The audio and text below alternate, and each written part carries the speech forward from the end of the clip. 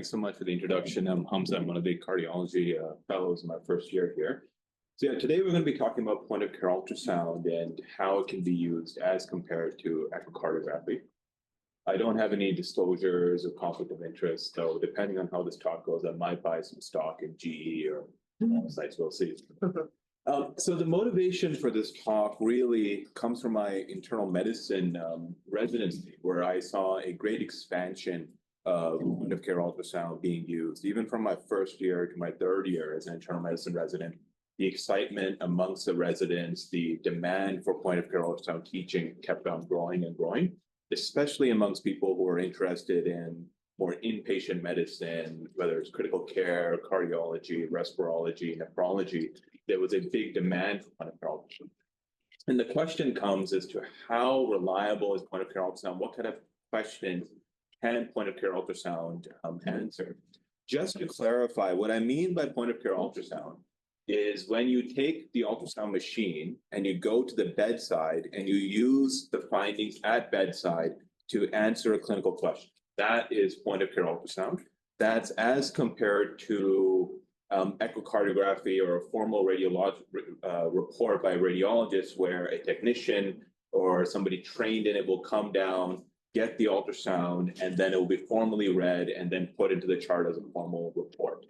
So that's not typically what happens with point of care. Point of care is like you put a stethoscope on a patient's chest, similar idea. You look and you try to answer some questions. It's become widely adopted, but the question is going to be how useful is it? As cardiologists, it's important to understand what's the diagnostic value of this equipment and what are the limitations. So we'll start off by going a little bit into the history about how we got to this point today. We'll talk about the reliability of point-of-care ultrasound for different clinical questions. And then we'll finish off by talking a little bit about the future emerging technology that's coming around the corner. So a little bit of the history of point-of-care ultrasound. This isn't going to be the history of echocardiography. There's actually a very good YouTube video at the St. Michael's Echo YouTube channel, if you go there, about the overall history of echocardiography. But just a little bit of the beginnings, as we know, 1960s is when echocardiography started to be used for cardiac assessments. Back in those days, M mode was really the main imaging modality. 2D echo didn't really exist. And basically, you would have the ability to look at images across a linear plane. So not really that useful at the bedside. But also, those machines were huge. They were basically the size of entire rooms. Those were industrial machines. They weren't really thought to be medical machines at that time when the technology was evolving. So there wasn't really much point of care in the 60s. Not very much in the 70s again. In the 70s, a big development came about that 2D echocardiography and 2D ultrasound was developed in the 70s, allowing for you to get better visualization of organs, to go beyond just the M mode. But still, the machines were big, not really usable. Then a big advancement was Advanced Technology Laboratories, which was later acquired by Philips, created the first portable echocardiography system. It was a cart-based machine.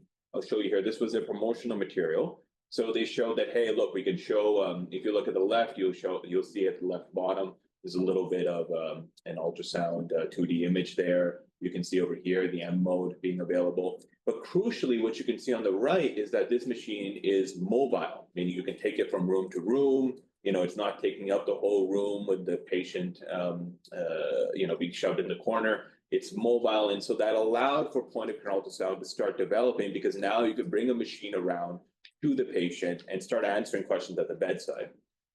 At this time, when I looked through, as much as I could in the history, there wasn't really much point-of-care ultrasound yet, but the technology was there. The next big development that really started pushing point-of-care ultrasound was Sonocyte, which came out with the 180 in the 1980s, which was the first truly portable point-of-care ultrasound machine. So it was a briefcase size, so still pretty big, but it very quickly became widely adopted in locations where you'd want quick medical decision-making, where portability was really valuable. So emergency medicine, critical care, and particularly the military. The United States military was very interested in this technology to be able to do ultrasound in the field, to be able to answer clinical questions. And so they invested heavily in this technology. And this, you can see, is one of those original machines. I actually don't think this picture does a good job of showing the scale. It's the size of like a big laptop. It's not really handheld. And usually it was on a cart still that people moved around, but it was portable. So the technology by the 80s is there. The dream of being able to use this stuff at the bedside is there, but it's still not being done as of yet. Then the big development that came about was through a trauma surgeon, Dr. Rourke, Dr. Grace, and colleagues. They asked the question, they said, okay, well, right now ultrasound is primarily used by either cardiologists to look at the heart or by radiologists where you'll do a formal ultrasound where a technician will come down, the radiologist is going to look at the images. They asked the question, could somebody who's not in that group, could another clinician, in their case, trauma surgeons, reasonably answer clinical questions using ultrasound at the bedside? So this is the first time in a big way you're moving the machine away from the diagnosticians and giving it to a different clinician, whether it's emergency medicine, critical care, in this case, trauma surgeons, to answer a clinical question with ultrasound. So what they did is they had 261 trauma patients came in to Emory Hospital in Atlanta. They used point-of-care ultrasound in a very systematic way where they said, okay, we're going to look at 4 points in the body, the right upper quadrant, the left upper quadrant, for us, the important one, subxiphoid or subcostal, and then suprapubic, to look basically just to answer the question, is there fluid there? With the underlying thinking that these patients came in with trauma, you're trying to answer the question, do they have blood there? So do they have hemoperitoneum or pericardial effusion? And they found 97% of the time, yes, they could answer this question at the bedside as compared to a gold standard modality, whether that's CT or intraoperative findings. And their time to acquisition was 5 minutes. So it wasn't like they were fumbling around and they couldn't get it. They were very quickly able to answer a question at bedside. They further expanded this into a much bigger study funded by the American Association of Surgery of Trauma in 1998 with 1,540 patients. This study validated the FAST exam, which I'll show you in a minute. But the big part of this study is that by 1998, it basically started to become standard of care, or at least with the beginning of this study, it became standard of care, that in trauma centers, in emergency departments, in critical care units, in places where trauma surgery exists, ultrasound started becoming a standard diagnostic tool for finding intraperitoneal fluid or fluid in the pericardial space, replacing the diagnostic peritoneal lavage, which is basically just putting it in a needle and seeing if you get blood.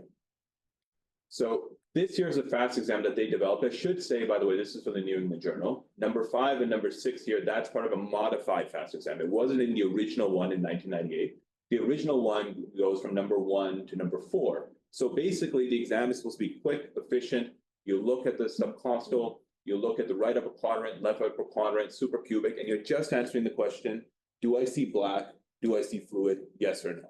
And that helps guide treatment, going, okay, well, if I see a fluid in the pericardial space, we need to think about that. We need to have a team ready to handle that. Versus if you don't see anything, you can focus on another aspect of the patient's care in the trauma activation.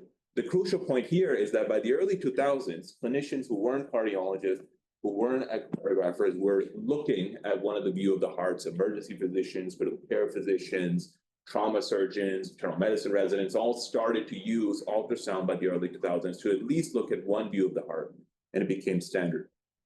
The lung ultrasound was added later on, 5 and 6, looking for pneumothorax or fusions in the lung. So as this became widely adopted in North America in the early 2000s, going from 2000, 2005, 2006, if one emergency department had it and the next one had to have it, these ultrasound machines are now lying around the hospital in different locations. And when you have a toy, it's difficult not to play with it. So those machines are lying around and people started to say, okay, what else can we do beyond the FAST exam? And so different forms of point-of-care ultrasound started to get developed. Pulmonary ultrasound started to get developed where you could look for consolidations, pleural effusion, pneumothorax, GI, looking for bowel obstruction, ascites, nephro, looking for hydronephrosis. And procedures started to change in the sense that you needed ultrasound to do certain procedures going forward, particularly central lines, thoracentesis, paracentesis, where once ultrasound machines were available, the standard of care changed. Nowadays, doing a central line and trying to get to the internal jugular without ultrasound guidance really wouldn't be standard of care. And because of that, machines expanded everywhere. Basically, all ICUs needed to have an ultrasound machine do these procedures. Dr. Arfield, I just want to highlight here, is somebody who helped really push this technology forward, helped develop some of the early work. He's a critical care physician out of London, Ontario, and to this day, London has a very robust point-of-care ultrasound program, whether it's critical care or they have ultrasound electives and sometimes fellows who will come through. The last development in the history I'll talk about, and the big thing that's happened over the past 15 years, is now the development of handheld ultrasound machines. So you'll see machines like this is the Butterfly QI machine, which is certified by in Canada to be used by clinicians. There's other versions, Philips, GE's have their own machines. These machines are handheld. Physicians often buy them for their personal use or for clinic use, and then it usually connects to a cell phone or a tablet. And in some places that I've done residency, a lot of the emergency medicine physicians will just have it in the pocket or on the side. They don't have a stethoscope anymore. They just put this machine on the chest or on the body a lot of the time, which leads to more consults, which we'll talk about. I just wanted to highlight some lung ultrasound, just if anyone's interested. This is B-line, so it's showing that there is some degree of consolidation in the lungs. This is important for cardiologists or internists because it could be interpreted as pulmonary edema, which is a finding of heart failure. Doesn't have to be pulmonary edema. It could be a pneumonia. It could be a hemorrhage. B-lines don't necessarily mean edema, but in the right clinical context, it could. And it's in fact more sensitive and specific in an expert user than chest X-rays. So it's quite useful in that sense.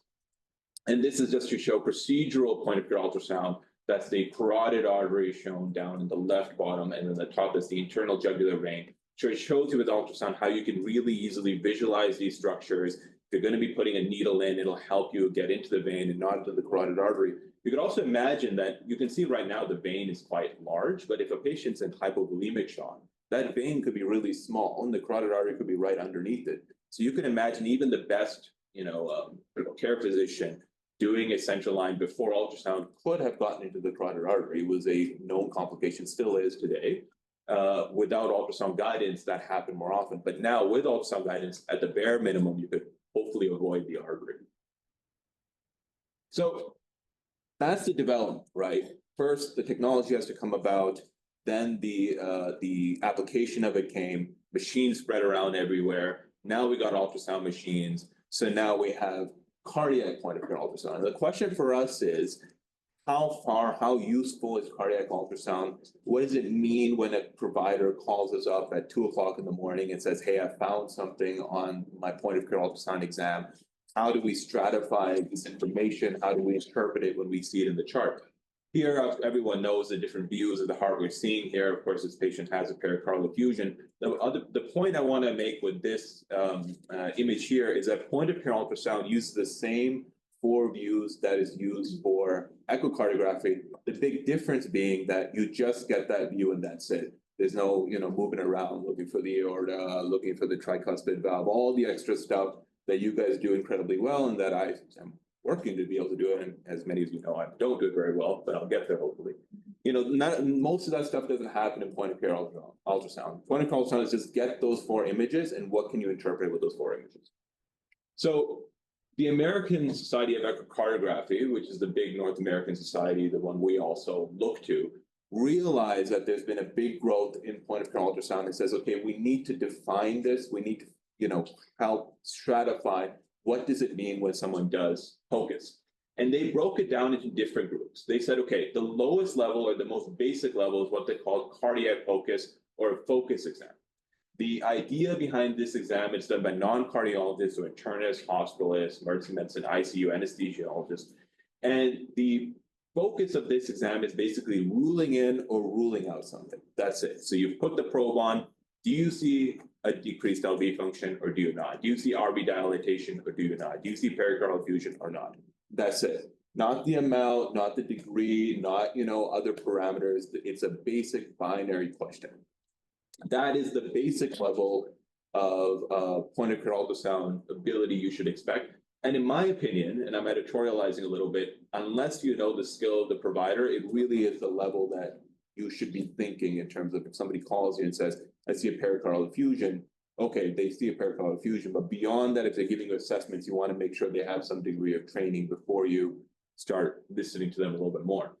They further define other groups. So one step above cardiac POCUS is advanced cardiac POCUS. So these are physicians with a more specialized training, maybe critical care physicians, anesthesiologists, programs that give them a certain amount of training to be able to do more advanced stuff, like looking at valves, looking for regional wall motion abnormalities, doing some pulmonary vein Dopplers. The level above that is critical care echocardiography, which is critical care physicians who are certified in point-of-care ultrasound. The National Board of Echocardiography actually does a test that you can do in the United States, the critical care echocardiography test, which assesses and formalizes training and certification for critical care physicians for bedside point-of-care ultrasound. So that's the highest level a non-echocardiographer can get to in the United States. And I would say that's somebody that probably is quite reliable if they're going to give you parameters, and also probably won't use parameters that isn't reliable on POCUS, which is just as important. And then, of course, the final and the highest level is a full-on formal echocardiograph that we do here all the time. We know that this requires a significant amount of training and certification and is the ultimate diagnostic test of using ultrasound to look at the heart. So point number one, and if you're going to take only one thing away from this talk, is that point-of-care ultrasound findings should be interpreted in the context of the operator who's doing it. If somebody calls you and gives you a finding, you need to try and understand what is this person's level of training. Sometimes that's easy. If you're working at a hospital for many years, you'll know, who's really into ultrasound and whatnot. I trained in Kitchener-Waterloo. There's some critical care providers. Dr. Niku, a new internist there, Dr. Sherwin Wong, who are quite skilled in point-of-care ultrasound. If they called and told me something, I would take that very differently from, frankly, if myself, when I was there in my first year, called and said I found something, you should take that with a grain of salt. The next question is, okay, even, let's say somebody is trained and has the ability, do we have evidence to demonstrate that that person will still be able to give us valuable information? Are there studies to point that? Basically, what I'm saying is when, somebody walks in the emergency department with a stubbed toe and the emergency physician at 4 o'clock says, hey, I decided to just practice my POCUS, and the LV function looks down and they call you, can I point them to evidence to say, no, I don't trust your system? There was a very good systematic review actually in the journal Heart in 2021 that looked at this. Now, in this case, they're using handheld cardiac ultrasound devices that are not as powerful as compared to bigger machines that you could find at bedside. But nevertheless, I found it as a good paper. They looked at 33 diagnostic study papers with 6,062 participants, and they looked at two groups of people using point-of-care ultrasound. One group they defined as experts, and experts are basically people who are certified in echocardiography. So, if one of the staff here went down and did point-of-care ultrasound, how reliable are their assessments?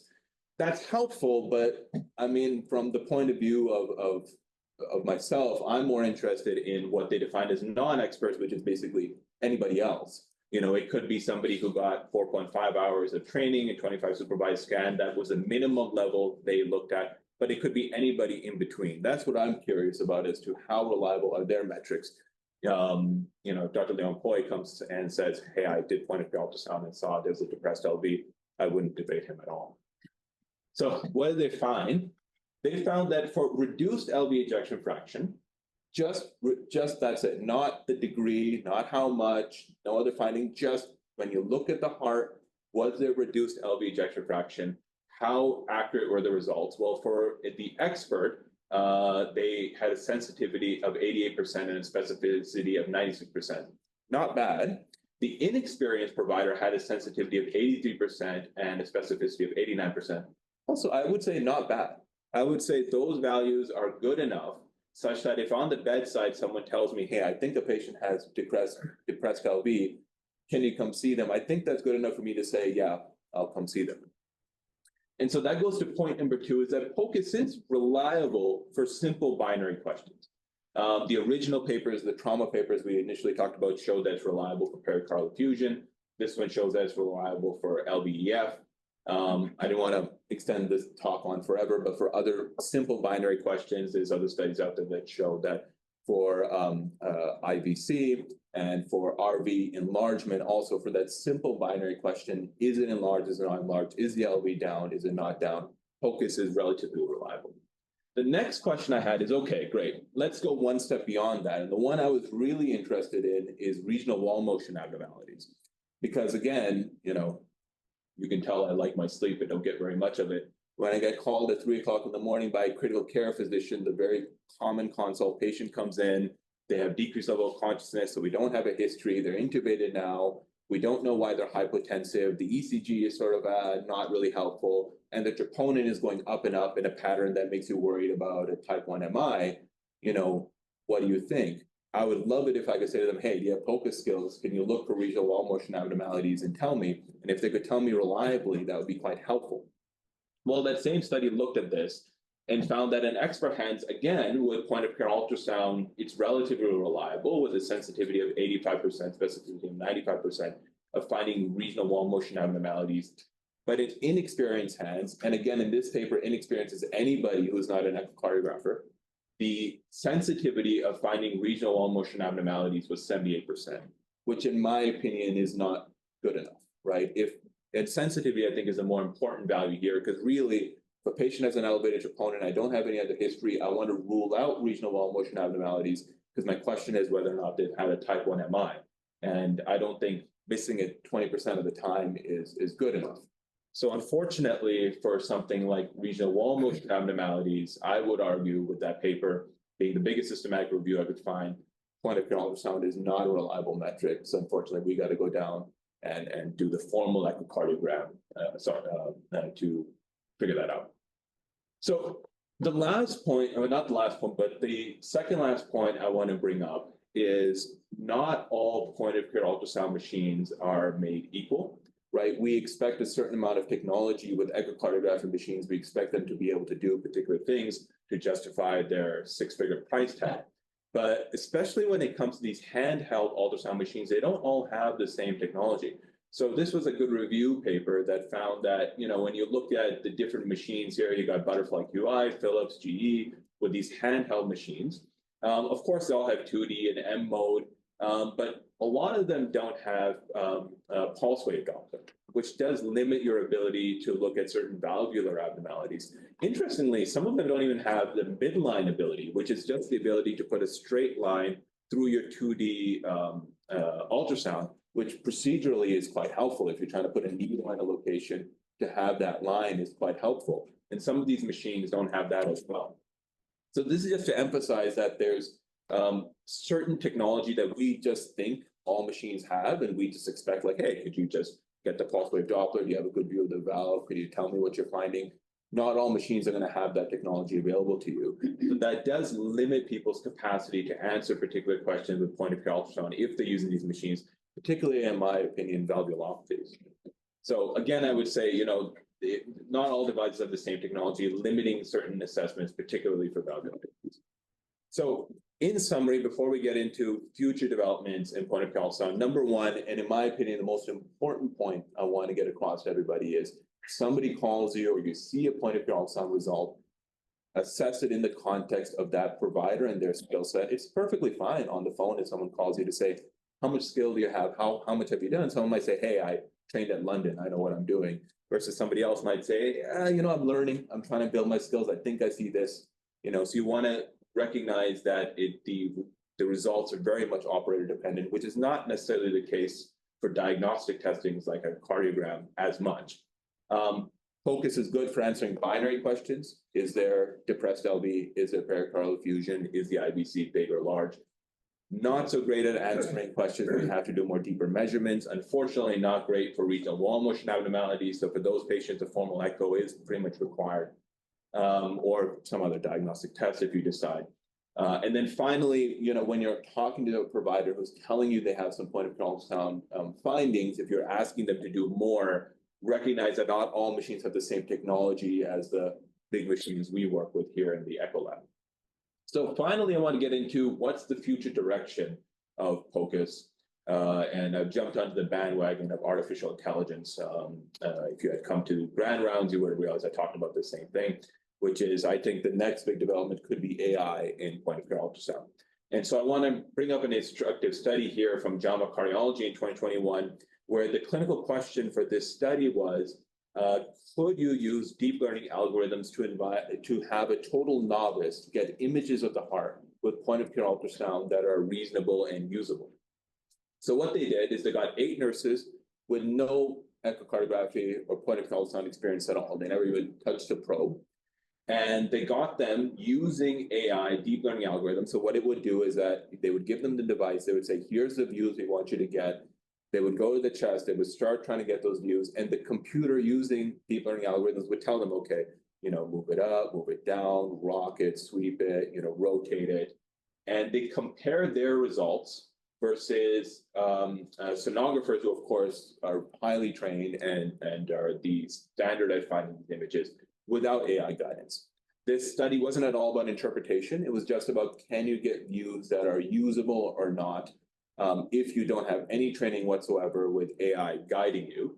And then the images were assessed by 5 blinded level 3 echocardiographers. So they didn't know what they were looking at. They were just told, hey, here's an image. Is it usable? So of the different results, for left ventricular size and global function, not bad, right? So the people who had no experience whatsoever with AI were able to get pretty good images 98% of the time, usable by the echocardiographer. Of course, the sonographers, as you'd expect, got it 100% of the time. For a lot of the other metrics, RV strain, non-trivial pericardial effusion, right ventricular function, they were able to get pretty good images, but you can see their abilities went down.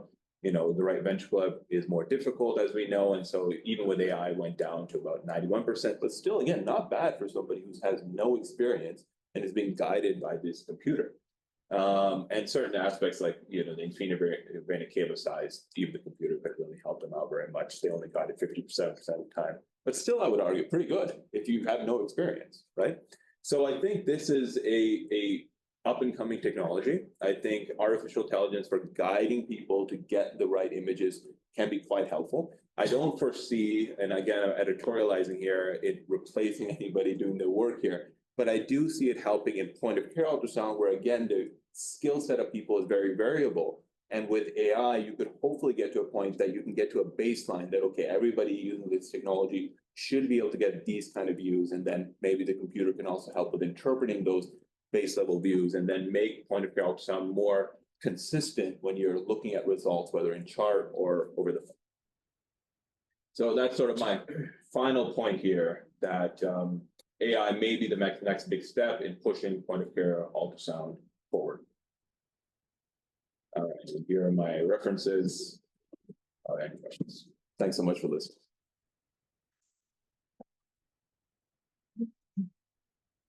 So thank you, Hamza, for going over this area of interest and also give some historical aspect to it. It's good to know actually where FAST came from and also all the historical aspect of it. And also seeing the ATL again. How many of you have actually used ATL in Premier? Yeah, you're all too young.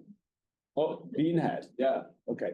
So I actually, I think some of us actually started with ATL. They have the mechanical probe, and it's an actual rotating probe. So it's almost when you're doing the echo, there will be 3 heads that keeps rotating, and it's almost like a hand massager. So in your hand, it will be like, so that was actually the first portable machine, and I've seen it, and shortly after that, then we went on to this electronic probe that you're using that doesn't have a hand massager that built into it. But be that as it may, a version of this actually went on to the space station by Dr. James Thomas from Cleveland Clinic. So there's I don't know if it's still up there or they brought it down, but a version of this actually up in the space station in the orbit. And what else is interesting about POCUS? And one of the observation about POCUS is how many hours each of the Canadian medical school actually invested at the undergraduate level versus internal medicine level. Yeah, it's difficult for me to say across the country. I would say, at least with my own personal experience, there was not much at the undergraduate level at Queen's Medical School. Yeah. I did my internal medicine training at McMaster. There were, I would say, total 3 hours of instructive training. But really, from my talking to my colleagues who have trained in London, who have trained at Queen's, Ottawa, and here at U of T, it ends up sort of being who you work with and finding the right person to guide you. It isn't part of the formal curriculum as much still, and that I think will change hopefully as more and more younger staff come in who are more comfortable with point of care ultrasound. It is somewhat interpreting point of care ultrasound is becoming part of the Royal College exam. So it's very common that, at least for septic shock, they'll give you an IVC result and tell you, do you want to give more fluid or do you want to give pressors? I could see that keep growing in the future. Instead of give you a chest x-ray, give you, do you see B lines? How do you interpret this, right? So I could see that sort of stuff growing. And as that gets more into the exam, then I think you'll find people using it more and more. So not much at the undergrad level, certainly somewhat at the internal medicine level, but not that much. I don't know about other training programs. I think anesthesia, critical care, emergency are far more robust in their point of care training.